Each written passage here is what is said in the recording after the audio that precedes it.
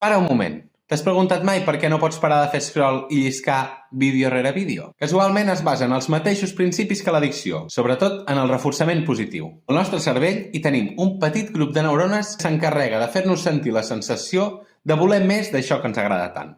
S'anomena nucli accumbens. Aquest petit motor s'activa amb l'alliberament d'un neurotransmissor que segurament us sona, la dopamina, l'anomenada molècula de la felicitat. L'alliberament de la dopamina al nucli accumbens es produeix instantàniament quan veiem un vídeo que ens agrada o quan ens mengem el nostre plat preferit, per exemple. Així doncs, quan aquest petit nucli s'acostuma a rebre aquestes petites dosis de dopamina vídeo rere vídeo, el fet de seguir-ne rebent ens dona aquesta sensació de plaer. És per això que quan comencem a fer scroll ens costa aturar-ho, perquè darrere el vídeo que estem veient sempre n'hi pot haver un que ens agradi i que, per tant, alimenti el nostre nucli accumbens de dopamina, proporcionant-nos una petita dosi de plaer. Ara que ja ho saps, què faràs? Continuaràs lliscant o potser alguna cosa més que hauries de fer?